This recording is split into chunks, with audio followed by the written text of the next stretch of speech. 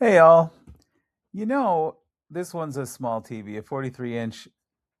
And I had put, so what I do, it says Minnetonka Apartment, but clearly it's an office space. And so what I do is each week I will just spend a couple hours writing up, synopsis of each job, right? And so after each job on my iPhone, I can double tap the back and it'll bring up voice memo. And then that voice memo goes into a sheet so that I can remember most of the details. But for this one, apparently, I did not do that. Because I'll be honest with you, after every job, I don't always follow my own protocols in documenting everything. You kind of just want to get to the next one, get that one done, get to the next one, and make your day a little shorter. So I'm not always perfect on that. But it's clearly not an apartment complex, it's a business. And I can't remember the business at this point. It doesn't really matter, though. Um, this would have been steel studs. And with steel studs, there's a specific special bit I use. It looks sort of like a pyramid. What's a circular pyramid? I don't know, like a narwhal horn, or a unicorn horn. Speaking of that, they should be called unihorns, right? Why the unicorn? But that's a whole different matter.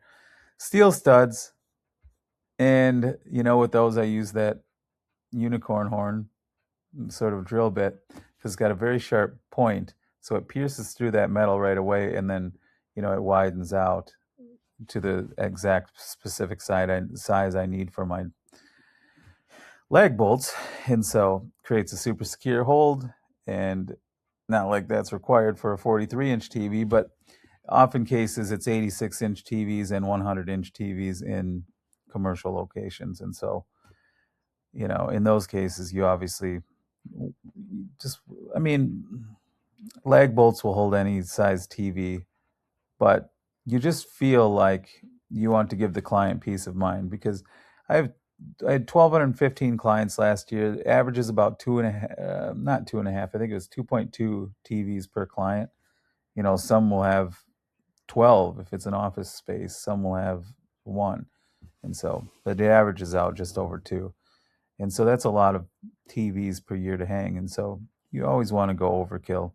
Make sure that no matter if I mount it at a frat house at the University of Minnesota on a full motion bracket, that has to also double as a pull-up bar because you never know what they're going to get up to late night. And so you just mount it so that any crazy scenario the person might try to do with this bracket, it's not coming down. So that's my logic there.